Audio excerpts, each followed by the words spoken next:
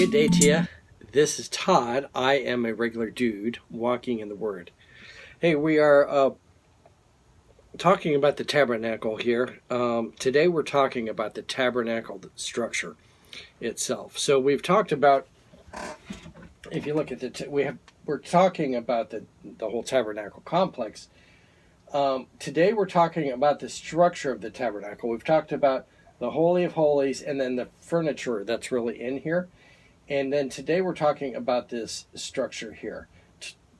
Tomorrow we're going to be getting into the outer court here, what that's built out of. But let me tell you. And then over here you can see this is what the ark, not the ark, the ark is here. Candlestick in King James actually lights use their torch, and then the table is here. Okay, so we have that.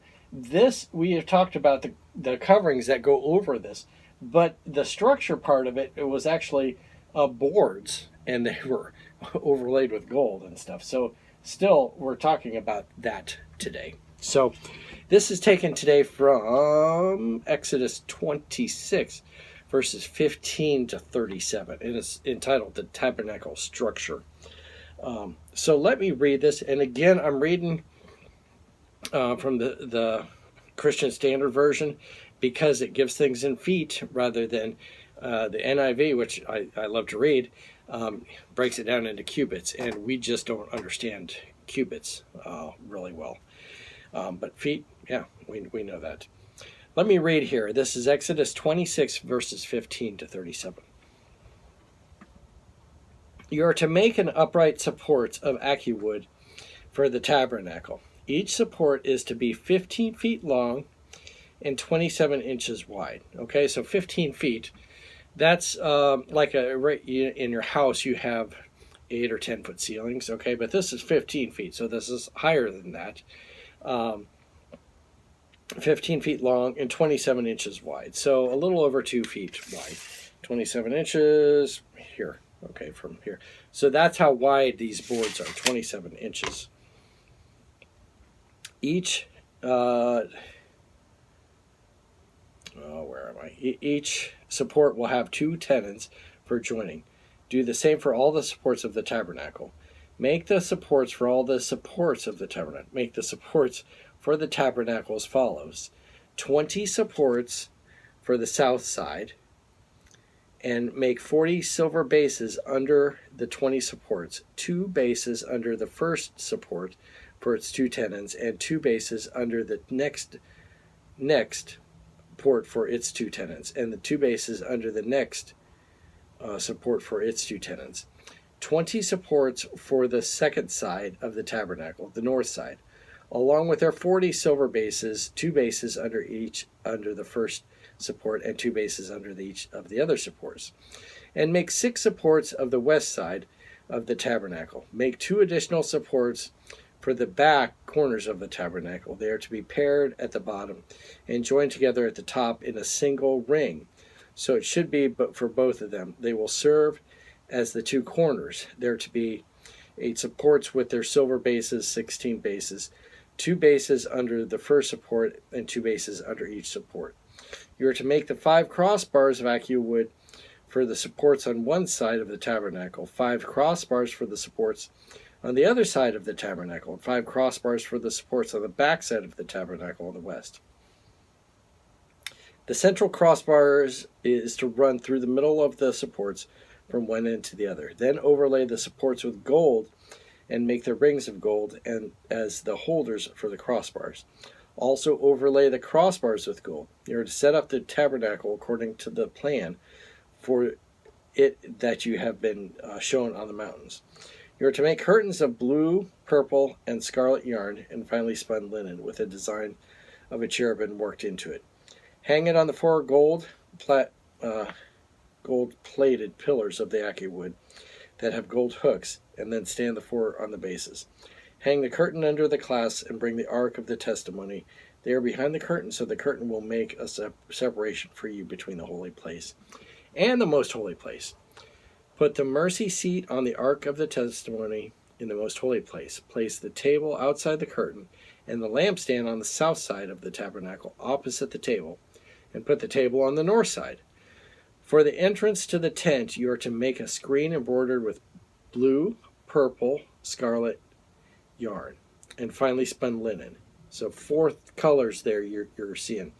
Let me reread verse 36. For the entrance to the tent, you are to make a screen embroidered with blue, purple, scarlet, and then finely spun linen, which would be white.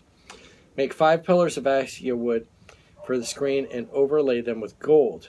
Their hooks are to be gold, and you are to cast 5 bronze bases for them. Okay? Wow, a lot of stuff here. Okay? So you have these pieces of wood that are overlaid with gold. That'd get kind of heavy. All right? So you have 27 inches times at 15 feet high.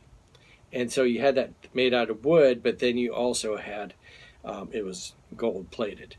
So remember, this is all designed to be taken apart and carried. So it's light enough that I don't know how many guys it takes to carry one of these panels, but you have a lot of panels to carry that will add up in weight. So this is that tabernacle area. You notice most of the materials, it's gold that's used. And then some of the supporting features are, silver. So you'd have I don't know if you can, well, I guess here, you can see on the bottom here, would be the bases. And so you don't have stuff sitting in the dirt. You have it sitting on the bases, and those are silver bases. Even when we get to the outside here, you have everything in a base. The posts made in a base for that. So let's go to the significance of all this. The tabernacle represents Christ, and these boards would represent we as Christians in the church. They're standing upright, okay, but they're standing there by the grace of God, okay, encased in gold. So that's talking about the divinity of God. That's why they're standing up there, not divinity of us. All right, don't get that all mixed up. It's the divinity of God as to why they're standing up, and so that is a type of Christians standing up, in that church, individual Christians. And these the boards, not 5 of them, all of them, are held up together by these bars, okay, the bronze bars, and that signifies the grace, okay. So the bars were of shittim wood overlaid with gold, typically of a dual nature of Christ, okay. So again, made of wood, and then also the wood representing humanity, and then gold representing the divine, okay. So all those pieces, those upright pieces, are held together by, I said bronze, it's actually gold, by these gold bars, okay. And it's not solid gold bars, it's wood with bars gold overlaid with those bars, okay. So that is what it represents. Those upright pieces are representing Christians, but we're held together by God's grace. All right. Now let's talk about those curtains that were made. Remember, I said there's 4 colors here.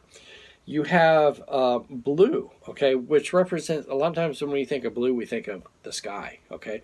So that would represent the heavenly one. We look up to the heavens and we assume God comes from the heavens, all right? So that would represent the heavenly one.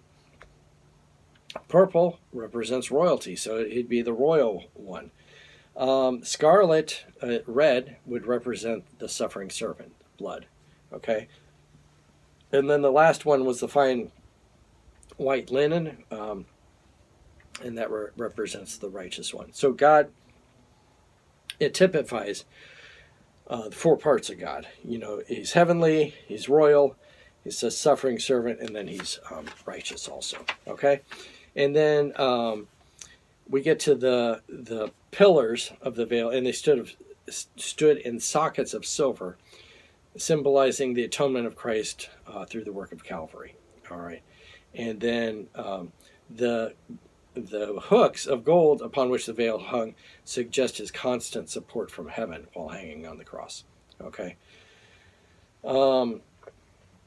So all that you're going to see as we get out to the outer court here, this is all gold, and so it represents God. When we get out here tomorrow, you're going to see very little gold being used there, because it's a separation between God and man here. Okay, so hopefully that helps you to understand everything here. But the bottom line is the tabernacle. It was representing we as the church, the church, but we're held up with God. All right, thanks for watching. I'm a regular dude walking in the Word, and I look forward to seeing you tomorrow as we continue our journey, looking at Exodus and specifically looking at the tabernacle. Lord's blessing to you. I'll see you tomorrow.